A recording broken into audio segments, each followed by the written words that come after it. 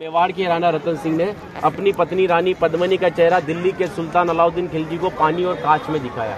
लेकिन हिंदुस्तान का साइंस कहता है कांच का आविष्कार 1535 में हुआ और रानी ने जौहर 1303 में किया। तो 237 साल पहले अपने हिंदुस्तान में कांच और मिरर नहीं थे। और अलाउद्दीन खिलजी के साथ में पर्सनल राइटर आया था जिसका नाम था अमीर खुसरो, जिसने उस समय किताब लिखी थी तारीख अलाई। उसने लिखा था कि मेवाड़ की महिलाओं ने अपने सतीत्व धर्म के खातिर जौहर किया और राजपूत कभी भी कॉम्प्रोमाइज करना नहीं चाहते थे। चित्तौड़ के ऊपर युद्ध होने का सबसे बड़ा रीजन था व्यापार, क्योंकि हिंदुस्तान में कभी भी कोई भी मुस्लिम कम्युनिटी पहले नहीं था। ये सभी जो आते थे अफगानिस्तान तुर्किस्तान से आते थे और आते कहाँ थे तो समुद्र के पास में आते थे, क्योंकि प्लेन तो थे नहीं ना।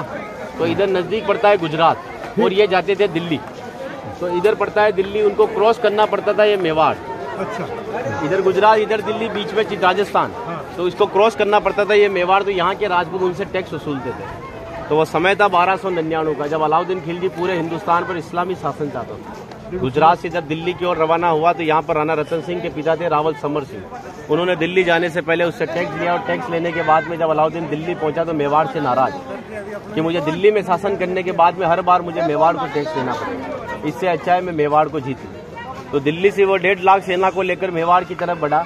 लेकिन चित्तौड़ से दिल्ली का डिस्टेंस 600 किलोमीटर है। तो उसने पहला स्टॉपेज 1301 में रणथंभौर के किले पर डाला, सवाई माधोपुर। वहां का राजा था हमीर देव चौहान, जिसको मित्र बनाया और उसी मित्र को रात को खाना खाते समय पीठ के पीछे छुरा घोंप कर मार दिया। उनकी पत्नी थी रंग देवी। हिंदू धर्म के अंदर रात में चिताएं नहीं जलती, तो वहां की महिलाओं ने पानी में कूदकर जल जौहर कर लिया, बच्चियों ने, सभी ने। लेकिन सुबह यह हुआ कि डेड बॉडियां तैर कर ऊपर आई तो आक्रांताओं ने डेड बॉडियों को निकालकर महिलाओं की बॉडी बच्चों के साथ में रेप करके उनके बॉडी पार्ट्स को काटकर नग्न अवस्था में रणथंभौर के किले के बाहर लटका दिए, ताकि यह संदेश चित्तौड़ पहुंच जाए और चित्तौड़ की रानी पद्मिनी किले को छोड़कर दूर चली जाए। 1303 में जब अलाउद्दीन चित्तौड़ पहुंचा तो किले के ऊपर आने के लिए उसको 7 गेट क्रॉस करना था, तो इम्पॉसिबल था। तो उसने 1.5 लाख सेना को किले के चारों तरफ फैलाया। 8 महीने के बाद में किले के ऊपर खाने की कमी आई तो रानी पद्मिनी के चाचा भतीजा गोरा और बादल ने राणा रतन सिंह से कहा कि हमारा राशन खत्म हो रहा है और जब ये भूखे और कमजोर सेना से हम युद्ध करवाएंगे तो ये युद्ध नहीं कर पाएंगे। रतन सिंह को बातचीत के लिए 7 गेट के नीचे भेजा तो अलाउद्दीन खिलजी ने उनकी गर्दन पर तलवार रखकर झुकने के लिए कहा। लेकिन मेवाड़ का राजपूत सर कटाने के लिए मंजूर होता है, लेकिन सर झुकाने के लिए कभी मंजूर नहीं हुआ। राणा रतन सिंह को धोखे से बंदी बनाया और रानी पद्मिनी को संदेश भेजा कि आप हमारे अधीनता स्वीकार करो, हम दिल्ली चलेंगे। रानी पद्मिनी कहती है जो नरसंहार तुमने 2 साल पहले रणथंभौर के किले में किया तो यहाँ की महिलाओं के साथ में भी वही होगा। इस वजह से जहाँ मैं जाऊंगी वहाँ ये वीरांगनाएं चलेगी। 2 महीने का समय लिया। अलाउद्दीन खिलजी ने 700 डोलियां किले की ओर भेजी, लेकिन रानी पद्मिनी को पता था कि मेवाड़ में घूंघट सिस्टम है। तो हर एक सोल्जर्स को लेडीज पोशाक पहनाकर तलवार और भालों के साथ में उस पालकी में बिठा दिया और रानी पद्मिनी की पालकी में भतीजे बादल को रानी पद्मिनी की वेशभूषा पहनाई और 700 पालकों एक कमांडर बनाया चाचा जी गोरा को।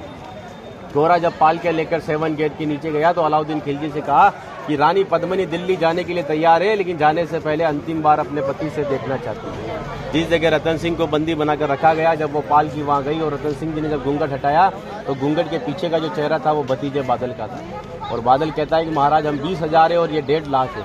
एक राजा अगर नहीं रहेगा हमारे साथ में तो हमारी सेना का मनोबल कमजोर रहेगा।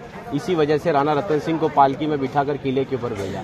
जब रतन सिंह जी किले के ऊपर आए तो किले के ऊपर आने के बाद में उनकी जय जयकार में हर हर महादेव और जय भवानी के नारों से किला गूंजने लगा। अकबर कहता है कि 8 महीने से तो किले से बच्चे की रोने की आवाज नहीं आई, लेकिन 700 पालकियां जब किले के नीचे आए तो किले से जय जयकार हुआ है, मतलब हमारे साथ में धोखा हुआ है। हर एक राजपूत कटने के पक्ष में था लेकिन झुकने के पक्ष में नहीं था। 20,000 राजपूत युद्ध में गया और अलाउद्दीन खिलजी की 1,25,000 सेना को मार दिया। बचे हुए दुश्मन जब किले के ऊपर आए तो महिलाओं ने अपने सतीत्व धर्म के खातिर हिंदुस्तान का सबसे पहला और बड़ा जौहर 16,000 महिलाओं के साथ में जिंदा आग में जलकर किया। यहाँ पर भी रानी पद्मिनी के महल में कांच लगाए गए थे। वो कांच लगाए थे पंडित जवाहरलाल नेहरू ने, क्योंकि एक पद्मावत पिक्चर के एक राइटर मलिक मोहम्मद जायसी की किताब को प्रमोट करने के लिए जवाहरलाल नेहरू जी ने उस किताब को आगे बढ़वा दिया। ये रानी को आईने में दिखाया, लेकिन हिंदुस्तान के इतिहास में कभी मेवाड़ गुलाम भी नहीं बना तो आईने में किसको दिखाया। और एक राजपूत अगर अपनी पत्नी का चेहरा हजारों को दिखाता फिर कहते वो राजपूत कहलाने का हकदार भी नहीं। इसीलिए 2 घंटे अपन इस किले के ऊपर घूमे तो एक लाशों के ऊपर चल रहे होते, सब जगह लाश है। इसीलिए उन महिलाओं के सम्मान के लिए कहावत कहता हूँ कि गिरा जहाँ पर खून वहाँ पत्थर पत्थर जिंदा है और जिस्म नहीं है मगर नाम का अक्षर अक्षर जिंदा है। और जीवन की यह अमर कहानी अक्षर अक्षर गढ़ लेना और शौर्य कभी सो जाए तो महाराणा प्रताप और शिवाजी को पढ़ लेना।